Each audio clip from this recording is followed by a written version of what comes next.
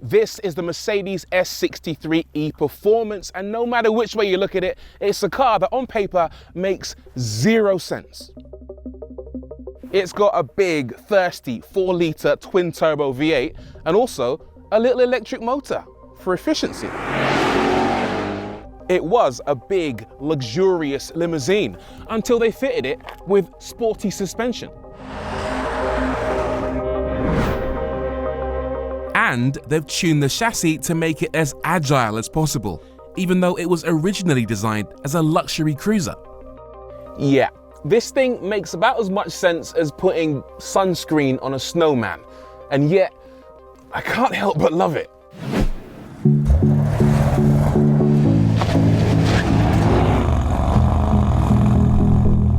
Honestly, the reason I like it is precisely because it's stupid. How stupid? This powertrain is nuts.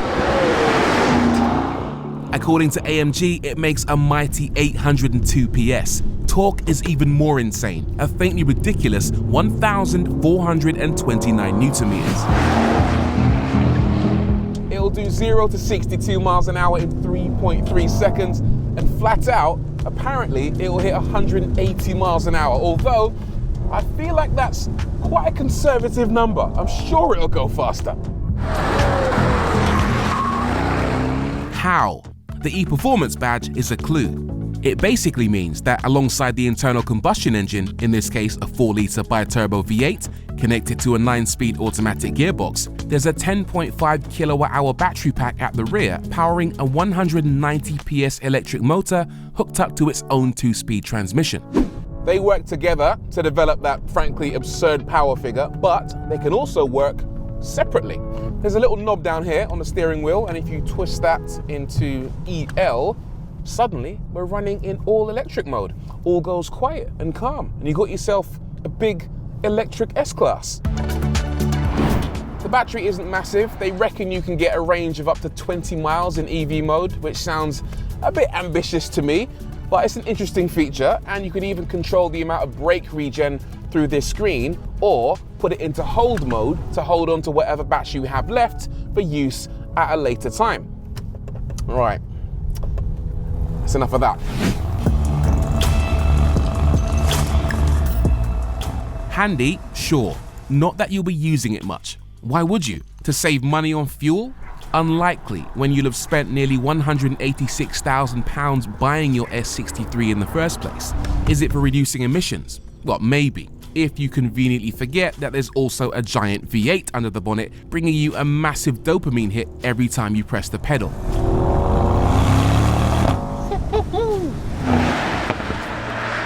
No, for this one, you really have to park your brain cells at the gate and logic be damned. But speaking of damned, it's also damned attractive. Subtle, but with enough menace about it to let people know that there's more to this car than meets the eye.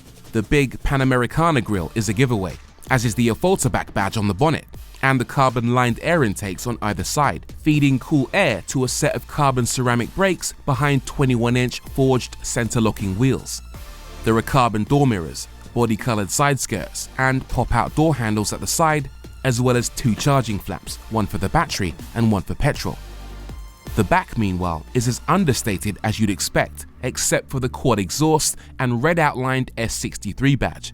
Those who know will definitely know. On the inside of the S63, there is quite a lot to talk about, especially up front.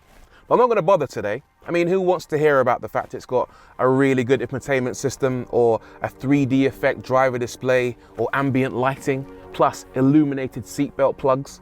I mean, I could talk about the fact that it's got probably the best car stereo in the game, with a motorized set of tweeters, plus built-in vibrating speakers in the seats to pound you in the kidneys in time to the music. I'm not going to do that.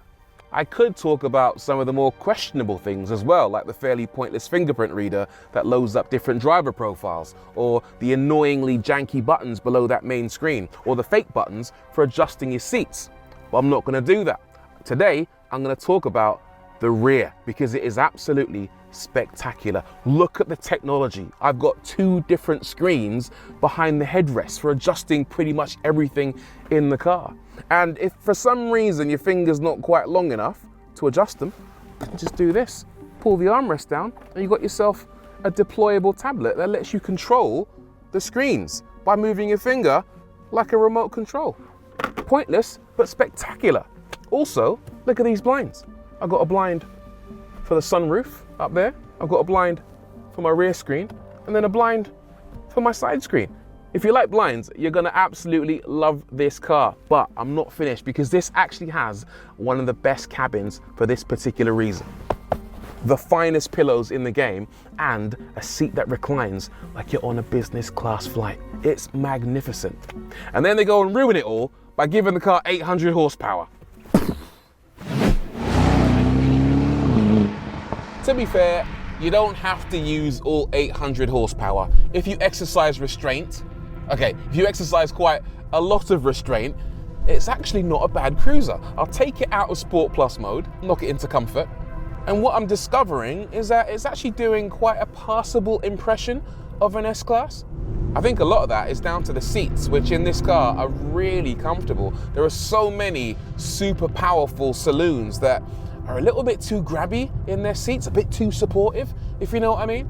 These seats, fantastic, loads of space to relax, and when you go around the corner, it's got motorized bolsters that kick in to hold you in place. It's quite a weird feeling, suddenly being cuddled out of nowhere when you go around the bend, but that's actually really nice.